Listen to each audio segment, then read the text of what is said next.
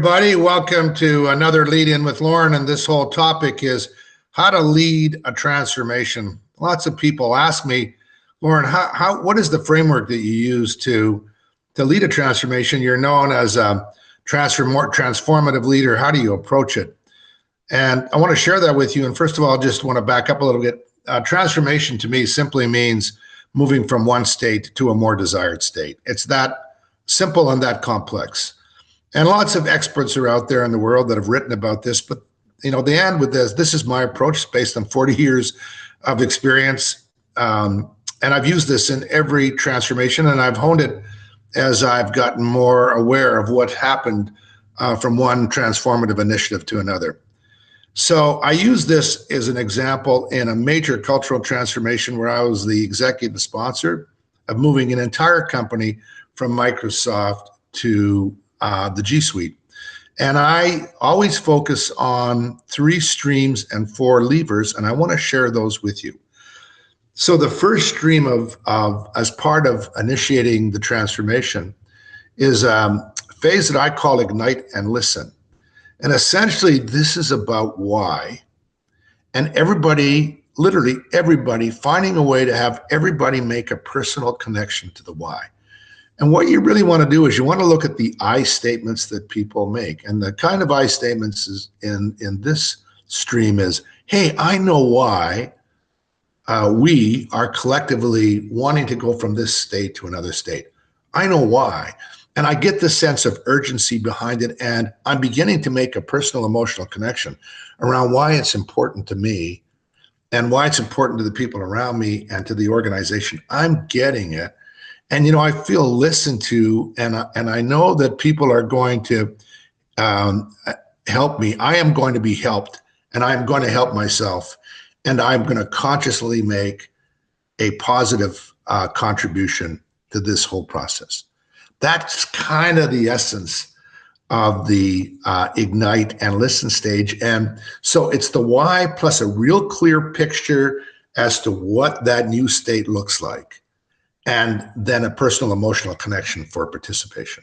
The second stream that you move into eventually is what I call Excite and Discover. And this is where people get a chance to actually kind of play an experiment and see themselves actively engaged in this new way of working or whatever the elements of the new desired state are. So this process, a conscious effort to give people a chance to find a way there to practice, to experiment, to play. And it's literally a phase between knowing why and eventually mastering. It's kind of that conscious, acceptable middle phase that sometimes can feel a little bit scary and a little bit messy. But people go, yeah, I'm accountable, I'm participating, I'm getting it. And then you begin to move into the third phase where you're really building momentum, and that's kind of adopt and master. So you're gone beyond the why, you're gone beyond people now practicing just and playing to wait, where this is, hey, a whole new way of working. I'm in it. I'm accountable.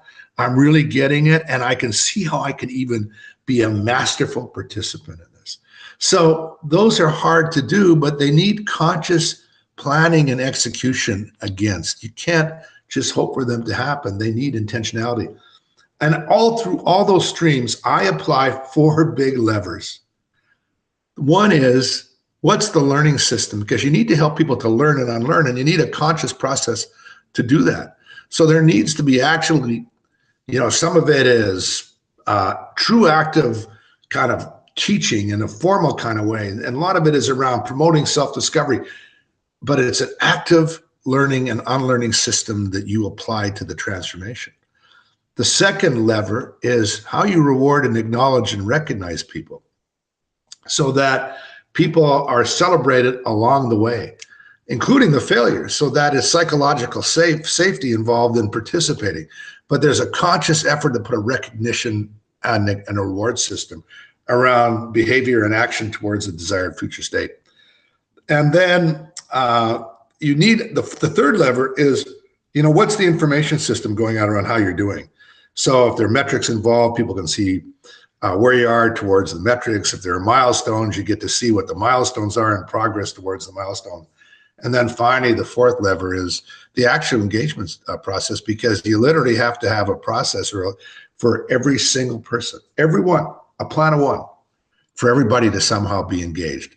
So when you focus and can put execution behind those three streams, ignite and listen, and excite and discover, adopt and master, and you're applying the strength and vigor behind four levers of the learning and unlearning system, the reward and recognition system, the communication system, and the engagement system, you are going to move the organization forward. It's that hard and it's that simple. And join me for the rest of the week, and let's have fun really talking about how to really hone our capability and skills, and all of us becoming better and more effective transformation leaders. Thanks for joining me. Bye for now.